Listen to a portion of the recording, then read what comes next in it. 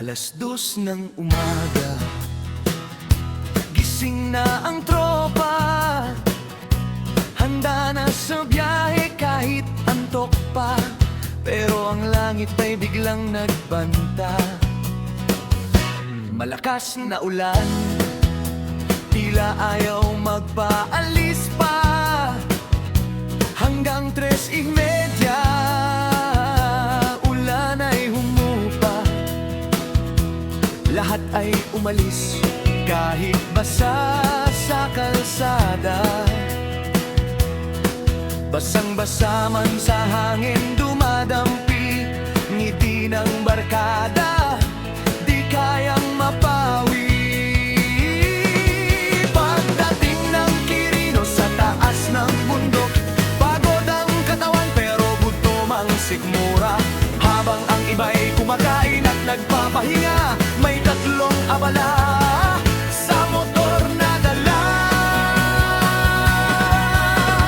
Oh, kasiguran saya ng alaala, barkadang buo sa hirap at saya. Kahit umulan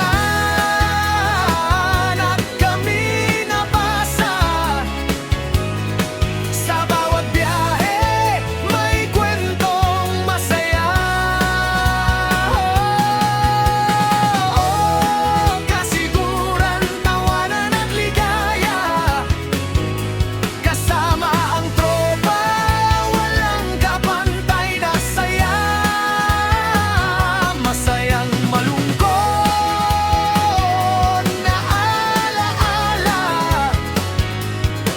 habang buhay naming maalala.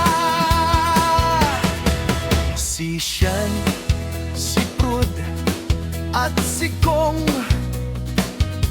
nag-change oil muna bago tumulak doon. Pagkatapos nun ay larga na ulit, patungong kasiguran, tanawin ay sulit.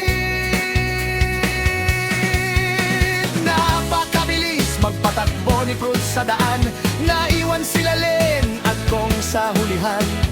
Pero sinanakan EJ at Loren, naghintay sa gilid hanggang kumpleto rin. Oh, kasiguran, saya ng alaala, barkadang buo sa hirap at saya. Kahit umulan at kami nabasa, sa bawat biyahe may kwentong masaya. Pagdating namin, brownout ang paligid, tahimik ang gabi, parang walang maririnig. Pero si Kong astig ang diskarte niya, ginamit ang engineering, nag-jumper ng kuryente na. At mula noon saya'y sumiklab, naligo ang lahat, tawanan ay ganap. Si Rika at Len, grabe ang trip nila, si Loren muntik nang malunod sa saya. Pagsapit ng gabi, inuman na naman, kantahan at sayawan hanggang madaling araw. Pero may delubyo na dumating sa grupo, si Kong nawalan ng cellphone, gulo-gulo. Hanggang alauna hanap dito doon, pero sa kasamaang palad di na natagpuan. Malungkot man konti, tuloy pa rin ang saya, kasi tropa'y buo sa bawat problema.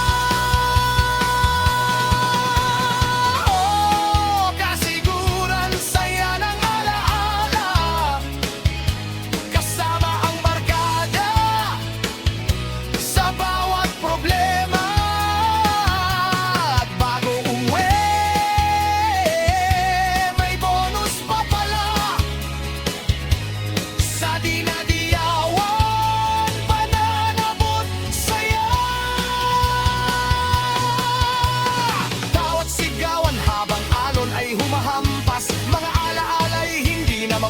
at kukupas. Masayang malungkot na kwento